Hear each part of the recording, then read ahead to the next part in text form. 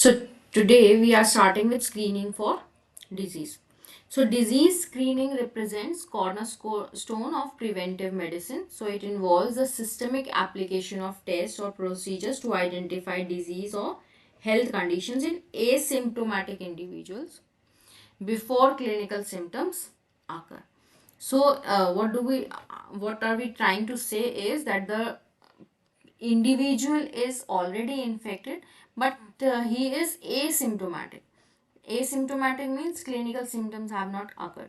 So if we'll do the screening for disease, screening of disease means if we will promote the lab tests to be done for the healthy individuals also, we can have the screening for a certain type of disease, or we can through this physical examination or the lab testing, we can have that disease before the clinical symptoms occur.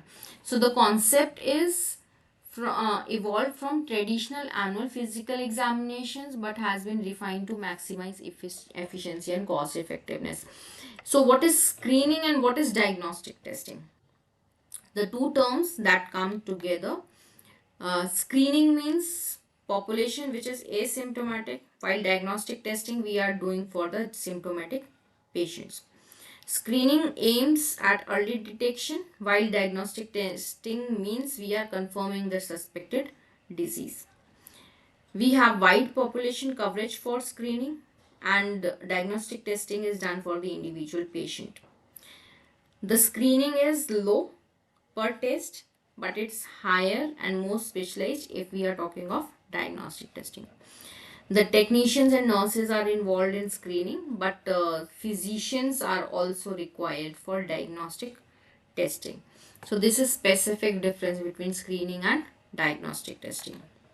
So what are the objectives of screening? Objectives of screening means we early disease identification can be done, the risk stratification can be done, the population health improvement can be aimed so that there is less morbidity and mortality.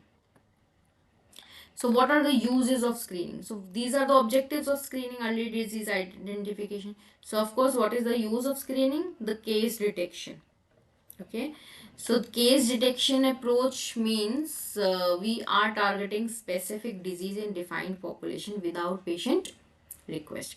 So health providers have ethical obligation to ensure appropriate follow-up care also once any abnormality has been detected. So for example, newborn babies are screened for any genetic disorders, and these are approx 50 plus conditions for which the tests are done. Mammographic screening for breast cancer, and it is advised for the women aging 50 to 74. Colonoscopy for colorectal cancer for people aging 45 to 75, and 50 plus recommendations are also there. So likewise, diabetic retinopathy screening for diabetic patients, and cardiovascular risk assessment of certain patients with any health issues. Then comes your disease control.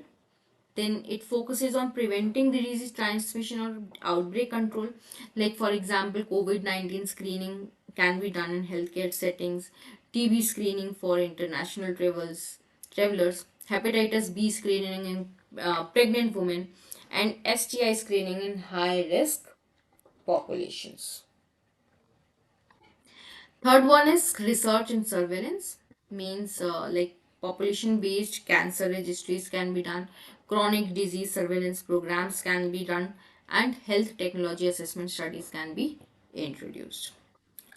So what are the various types of screening? Types of screening means population wide mass screening can be there, and targeted high risk screening can be there.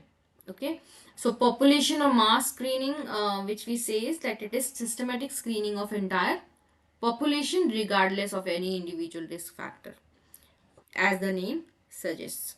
So evidence-based consideration says that disease prevalence in target population is there, or any effective treatment is available. Healthcare system capacity is there for follow-up, uh, follow-up cases also. So this is mass screening. We are screening the population wide. Targeted means high risk screening, means we are screening the high risk population.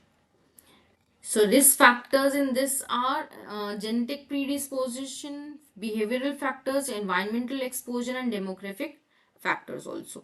Plus comorbid conditions. If the person is having diabetes, hypertension, obesity, and means any of these or all of these, then also there are various risk factors under which he comes. Next is multiphasic screening. Multiphasic means multiple screening tests simultaneously can be done for detecting various types of conditions in a single session. So, multiphasic screening can be effective if there is follow up care and cost effectiveness is demonstrated, means various tests are done but at very low cost. Then only the patient will also give his consent for to do the screening part.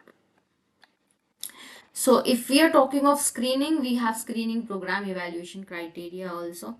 So if we talk of this criteria, we have disease related criteria, test related criteria, system related criteria, contemporary additions to any type of criteria also, right?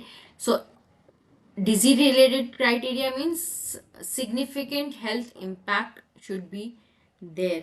So high prevalence or severe consequences should be screened. Substantial morbidity and mortality data should be collected and it should be screened. The population should be screened. So the evaluation means whether we did this or not, or whether the public health professionals who are responsible for the screening of disease are doing this or not. So detectable preclinical phase means identifiable asymptomatic period, sufficient lead time for interventions. Natural history is well understood, means clear progression from early to advanced disease levels are understood to the public health individuals or not. If we are talking of test related criteria, means either validated screening test should be done, they should be accessible, they should be acceptable by the patient. If we are talking of system related, means we are talking of the criteria which is applicable to the healthcare organizations. So healthcare system readiness is seen, the evidence based treatment is present or not in that particular healthcare setting, and favorable benefit risk ratio, is it there or not. If we talk of any additions besides these three, we have health equity considerations and digital health integration. Health equity means vulnerable population should be accessible, health disparities should be addressed, and culturally competent delivery can be given, should be given, and digital health integration includes the mobile health application and telemedicine capabilities of the healthcare setting. This is the evaluation criteria if an individual, means if any healthcare professional or healthcare setting or health organization is uh, means is fulfilling the criteria for screening of disease or not.